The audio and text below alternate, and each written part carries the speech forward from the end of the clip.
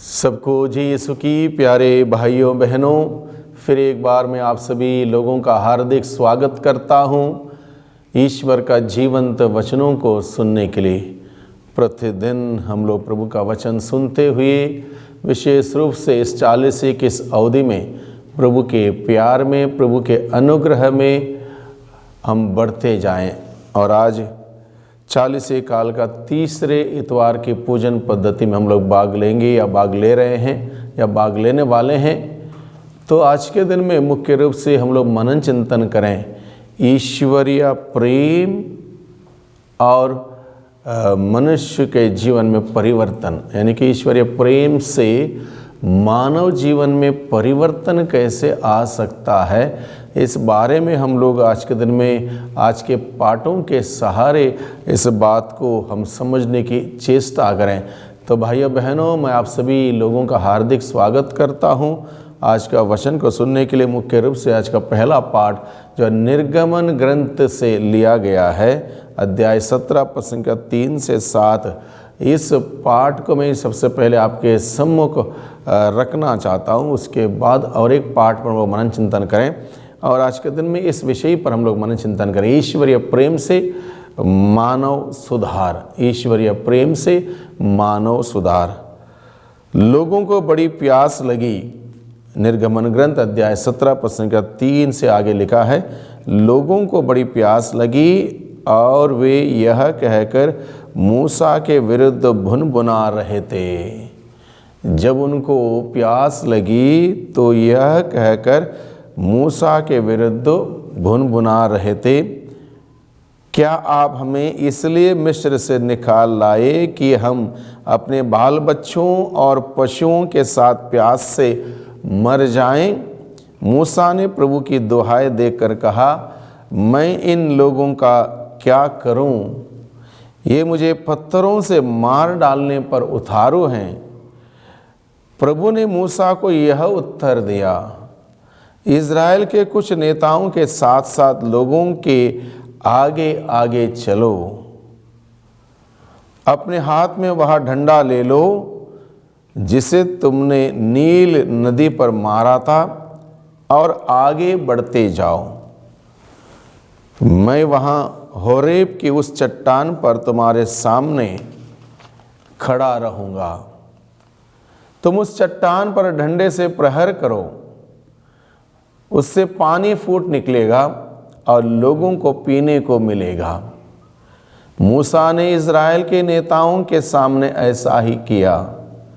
उसने उस स्थान का नाम मस्सा और मरीबा रखा, क्योंकि इज़राइलियों ने उसके साथ विवाद किया था और यह कहकर ईश्वर को चुनौती दी थी, ईश्वर हमारे साथ है या नहीं।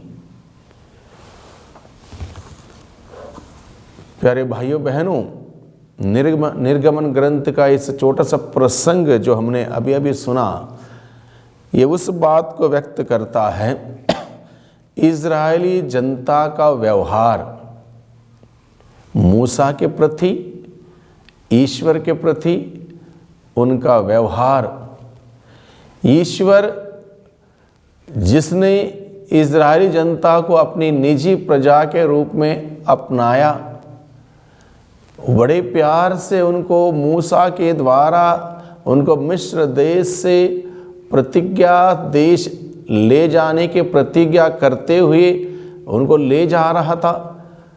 और उस यात्रा में, बड़ी लंबी यात्रा में ज़रूर उनको दिक्कत ज़रूर हुई, लेकिन ईश्वर ने उनका साथ नहीं छोड़ा। वो ईश्वर निरंतर उनके लिए प्रबंध करता रहा, इंतज़ाम करता रहा, उनको सुविधाएं देता रहा।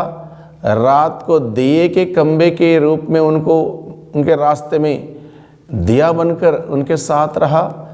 कठोर धूप में बादल बनकर उनको छांव देता रहा।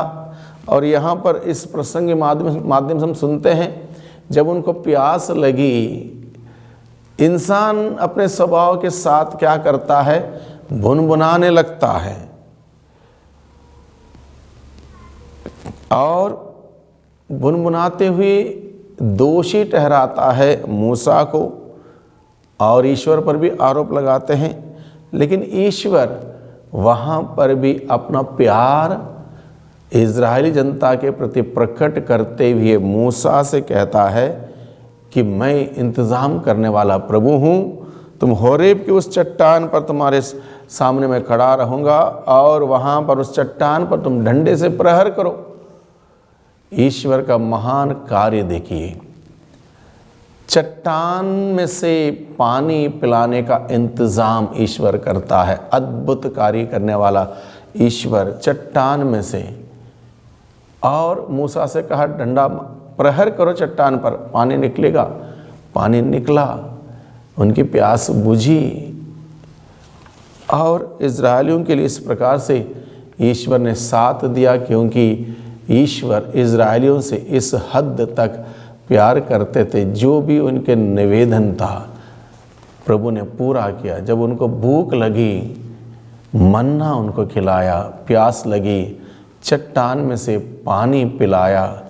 वो ईश्वर आज के दिन में हम सबों से इस उदाहरण के द्वारा यही कहता है, हम सबों के दिन प्रतिदिन के जीवन में, हमारे इस जीवन की यात्रा में वो हमारे साथ है।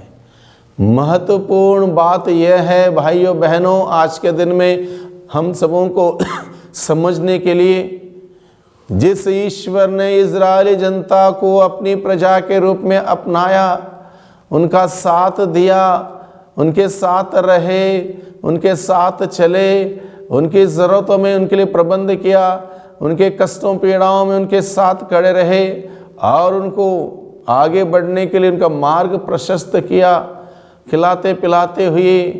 वही ईश्वर हम सबों से कहता है, मैं तुम्हारे साथ हूँ, मैं तुम्हारे साथ हूँ।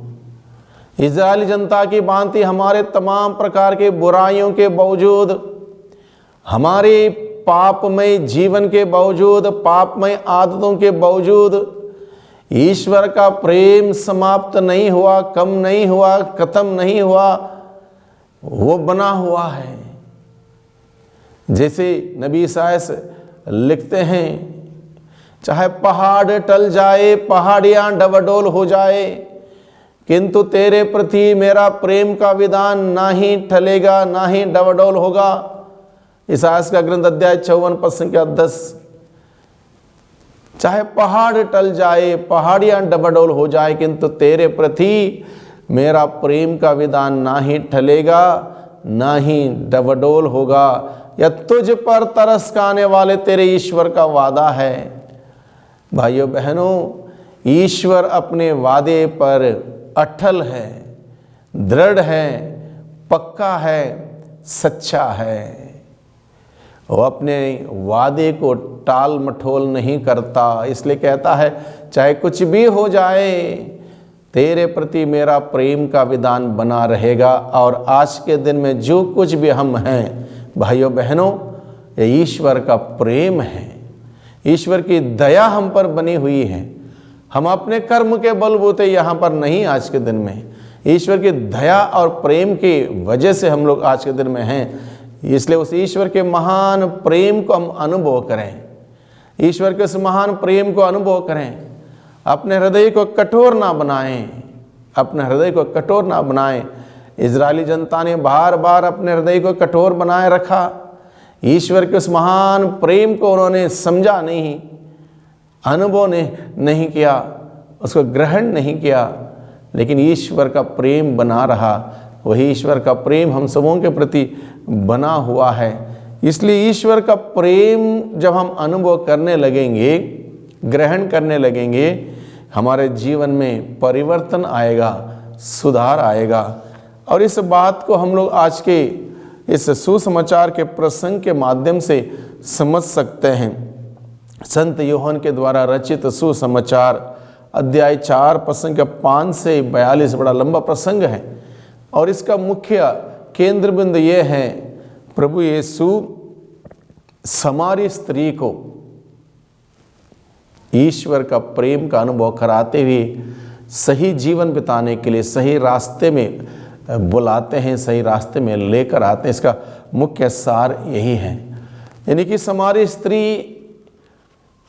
दुनिया में, दुनिया के मोह माया के पीछे, दुनिया के सुख समृद्धि के पीछे भागती रही, भागती रही, भागती रही। एक जगह, दो जगह, तीन जगह, चार जगह, पांच जगह, लेकिन संतुष्टि उसको नहीं मिली। संतुष्टि उसको नहीं मिली। कोई भी उसको वो आनंद, वो सुख प्रदान नहीं कर पाया और उसकी प्यास बुझी नहीं।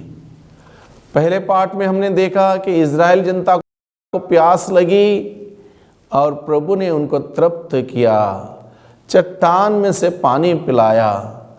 और सुसमाचार में हम देखते हैं स्त्री जिसको दुनिया की वासना की, मोह माया की प्यास थी, कोई उसको बुझा नहीं पाया, कोई भी उसको संतुष्ट नहीं कर पाया।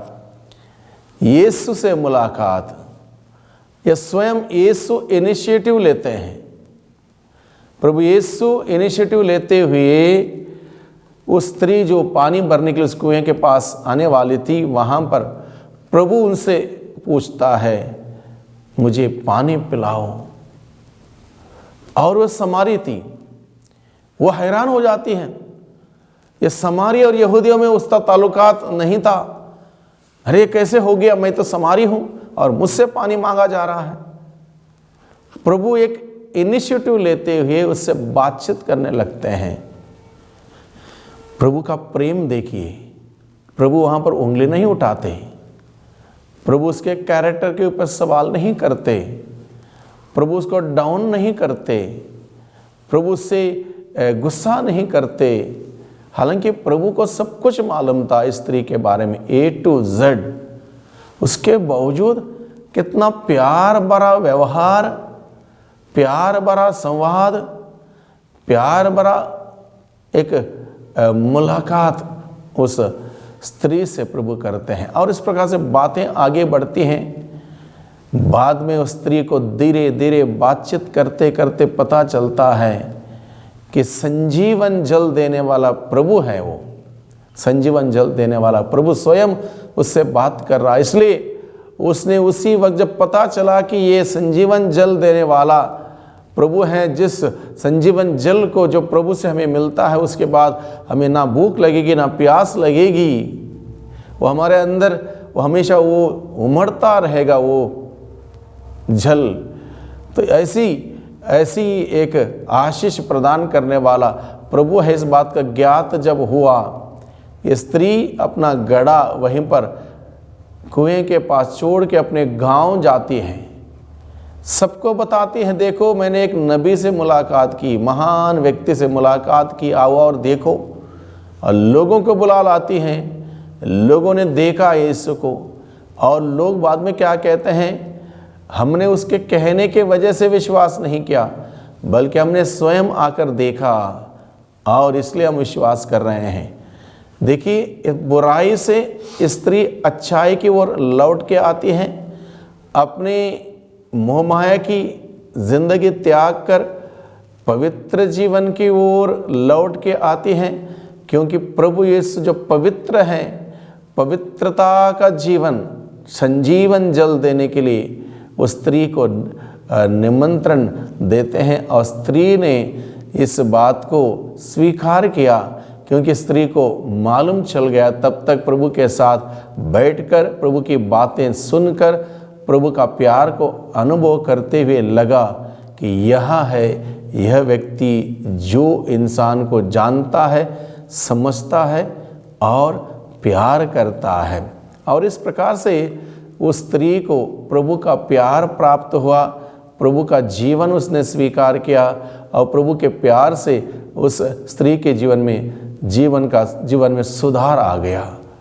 प्यारे भाइयों बहनों, आज के दिन में जब हम सभी लोग चालीसे के इस अवधि में, चालीसे के तीसरे इतवार के दिन इस प्रभु के वचनों के सहारे हम लोग मनन चिंतन कर रहे हैं, तो हम देखें हम कहाँ पर हैं। ये आसान लगता है, अच्छा भी लगता है, और कोई उदाहरण हम पढ़ते हैं और उसके बाद भूल जाते हैं। आज के दिन में जब हम प्रभु का वचन सुनते हैं तो हम अपने आप को देखें, उन उदाहरणों के बीच में अपने आप को फिट करें। मान लो यहाँ पर समारी स्त्री का उदाहरण है। समारी स्त्री पाप करते हुए खो गई थी। हम भी देखें हम किन किन प्रकार के पापों से पड़े हुए हैं। ये आवश्यक है 40 के इस अवधि में विशेष रूप से बहुत बढ़िया तरीके से अपने जीवन पर विचार करना, मनन चिंतन करना प्रभु के वचनों के सहारे, और उन सारी बुराइयों को त्यागते हुए पवित्रता की ओर लौट के आना बहुत ही आवश्यक है, बहुत ही ज़रूरी है। इसलिए कलीसिया ने हम सबों को हर साल इस 40 की अवधि दी है कि हम इस अवधि में अपने आप को पवित्र बनाए रखने का काम निरंतर जारी रखें। इसलिए प्यारे भाइयों बहनों, आज के दिन में हम लोग अपने आप को उस स्त्री के जगह पर रखें। हो सकता वो स्त्री केवल वासना के पाप में पड़ी हुई थी। अगर हम लोग हो सकता है और कोई पाप में पड़े होंगे, किसी को कोई लालच, पैसे के लालच, पद के लालच, और किसी कुछ चीज़ों को अपनाने की, आजमाने की लालच बहुत बुरा पाप है। और ऐसे पापों से हम लोग इतने आसानी से बाहर नहीं आ सकते जब तक प्रभु हमारे जीवन में नहीं आएगा, जब तक प्रभु का वचन हम स्वीकार नहीं करेंगे। उस समारी स्त्री ने सबसे पहले प्रभु से मुलाकात की, प्रभु से बातचीत की, प्रभु की बातों को सुना, और प्रभु की बातों को सुनते हुए उसको इस बात का आभास होने लगा कि मैं जिस व्यक्ति से बात कर रही हूँ यह अन्य व्यक्तियों के भांति नहीं है। इसके पूर्व जितने भी लोगों से उसने बात की, वो उनकी मानसिकता, उनके सोच विचार, हाव भाव अलग थे, पापमय थे।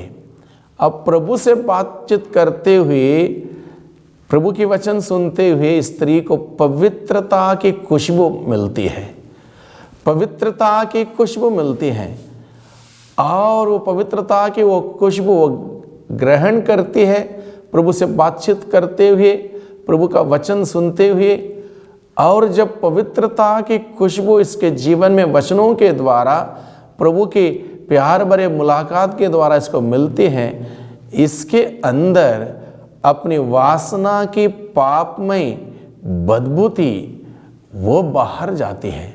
उनके मन से, उनके दिल से, उनके सोच से, उनके विचारों से पापमय बदबू बाहर जाती है। ये बहुत ही आवश्यक है भाइयों बहनों। जैसे मान लो हम लोग शारीरिक रूप से हम बीमार पड़ते हैं तो हम लोग दवाई खाते हैं, वो दवाई हमारे अंदर बीमारी बनाए रखने वाली, बीमारी पैदा करने वाले कीटाणुओं को मारते हैं, डिस्ट्रॉय करते हैं, तब जाके हम उस बीमारी से ठीक होते हैं। उसी प्रकार से हमारे अंदर पापमय कीटाणु हैं। जैसे कि हम देखते हैं उस समारी स्त्री के अंदर थे वासना के पापमय कीटाणु थे, और वासना के पापमय कीटाणुओं को मारने के लिए उसको प्रभु के वचन की खुशबू को ग्रहण करना पड़ा। प्रभु से मुलाकात करते हुए प्रभु के प्यार की उस खुशबू को अनुभव करना पड़ा। जब प्रभु का वचन उसके अंदर प्रवेश कर गया, प्रभु से मुलाकात से प्रभु का प्यार उनके जीवन में आ गया, उस स्त्री के अंदर पापमय वासना के कीटाणु जो थे वो मरने लगे। और तब जाके उसके अंदर परिवर्तन आया, तब जाके उसके अंदर बदलावट आई, और वो पूर्ण रूप से वासना के उस पापमय आदत से छुटकारा पाई। भाइयों बहनों, हम भी बैठें आज के दिन में प्रभु के चरणों में बैठें। 40 का यह अवधि है भाइयों बहनों, आधी जर्नी हमारी 40 के अवधि की आज पहुंचती है। तीसरा इतवार है आज। हम देखें मेरे अंदर पाप में किस प्रकार के पापमय कीटाणु हैं, और उसके लिए इलाज है प्रभु से मुलाकात करना, प्रभु से बातचीत करना, प्रभु के वचनों को सुनना। और जब प्रभु के वचनों को सुनेंगे, प्रार्थना में प्रभु से बातचीत करेंगे, प्रभु का प्रेम का अनुभव होगा, तो पवित्रता की खुशबू हमारे अंदर आएगी। हमारे अंदर जो पापमय कीटाणु हैं, चाहे वासना के हो, चाहे लालच के हो, चाहे गुस्से के हो, चाहे अहंकार के हो, चाहे घमंड के हो, चाहे झूठ बोलने के हो, चाहे किसी भी प्रकार के बुराई के हो, वो कीटाणु मर जाएंगे। यानी कि हम आध्यात्मिक रूप से स्वस्थ लाभ पाएंगे। ये बहुत ही ज़रूरी है, एक प्रोसेस है। ये पर्याप्त नहीं है कि इतवार को मिस्सा में गए, वचन सुने, 10 मिनट का प्रवचन सुना, उसके बाद मिस्सा खत्म हुई, बाहर गए, हमने तय कर लिया चलो आज से मैं पवित्र रहूंगा। ना, ये प्रोसेस है। यानी कि अगर कुछ नेगेटिव या नकारात्मक मेरे जीवन में आ चुका है, या आदत या कार्य या संगत या विचार, तो उसके लिए हमें प्रभु के सामर्थ्य से, पवित्र आत्मा की शक्ति से, प्रभु के वचन से हमें वचन को ग्रहण करते हुए उसको नकारात्मक तो बाहर करना है। जब सकारात्मकता हमारे अंदर आएगी, when positivity enters into our life, the negativity that is there will go away. Then we receive the healing, and we need to be healed. We need to be healed spiritually. भले हम लोग शारीरिक रूप से स्वस्थ हैं, ठीक है, 40 की इस अवधि भाइयों बहनों हमें आध्यात्मिक रूप से स्वस्थ लाभ प्राप्त करने की अवधि है। इसलिए हम प्रयास करें, ये समय यूं ही ना जाने दें, अपना हृदय को कठोर ना बनाएं। आज अपना हृदय कठोर ना बनाओ और आज ईश्वर की वाणी सुनो। समारी स्त्री ने ईश्वर की वाणी सुनी, अपना हृदय जो कठोरता पाप करते हुए उसको मुलायम किया। यीशु उसके जीवन में प्रवेश कर गए, यीशु का प्यार प्रवेश कर गया, यीशु का वचन प्रवेश कर गया, और इस प्रकार से उस स्त्री के जीवन में परिवर्तन आया। भाइयों बहनों, आज के दिन में हम लोगों का विषय यही है, ईश्वरीय प्रेम से मानव सुधार। ईश्वरीय प्रेम से मानव सुधार। हमने देखा स्त्री के जीवन में किस प्रकार से ईश्वर का प्रेम का अनुभव करते हुए उनके जीवन में सुधार आया। इजरायली जनता के जीवन में उन्होंने ईश्वर का प्रेम अनुभव किया, भले ही वो बार बार उसके विरुद्ध हो गई, लेकिन ईश्वर ने प्रेम से उनको संभाला। वही ईश्वर हम सबों को बुलाता है, आज के दिन में निमंत्रण करता है, मेरे पास आओ, मैं तुम्हें संजीवन जल प्रदान करूंगा। जो जल मैं तुम्हें दूंगा वो तुम्हारे जीवन में निरंतर उमड़ता रहेगा। उसके बाद तुम्हें कभी ना प्यास लगेगी ना भूख लगेगी। प्रभु यीशु ने यही कहा, जो मुझ में विश्वास करता है वो कभी अंधकार में भटकता नहीं रहेगा, ना उसको कभी प्यास लगेगी ना भूख लगेगी। वही प्रभु हम सबों को अपने अनुग्रह से भर दें। प्रभु के प्यास से हम भर जाएं, प्रभु के वचनों की प्यास, प्रभु के साथ बैठने की प्यास हम सबों को मिले, जिससे कि हम निरंतर प्रभु में ट्यून्ड रहें, ट्यून्ड होते रहें, ट्यून में बने रहें और प्रभु की वो खुशबू प्राप्त करते हुए प्रभु का जीवन जिएं, प्रभु की गवाही बने। आइए भाइयों बहनों, आज के दिन में हम प्रार्थना में जाएं। सर्वशक्तिमान पिता परमेश्वर, धन्यवाद देते हैं आपके अपार असीम अनंत प्यार के लिए, जिस प्यार को प्रभु आपने हम सबों के प्रति उजागर किया, प्रकट किया है। तमाम घटनाओं के माध्यम से, तमाम लोगों के माध्यम से प्रभु आपने हम सबों को इस बात का एहसास कराया है कि आप हम सबों से कितना प्यार करते हैं। प्यारे प्रभु जी, आपका प्रेम से हमें इतना भर दे ताकि हम हमारे जीवन के तमाम प्रकार के बुराइयों से, बुरे आदतों से, पाप में संगतियों से छुटकारा पाते हुए इस 40 की इस अवधि में पवित्रता में हम सभी बढ़ते जाएं, आपका प्रेम को अनुभव करते रहें और आपके सानिध्य में आनंद मना सकें। दुआ करते हैं उद्धारकर्ता यीशु मसीह के नाम से, आमीन।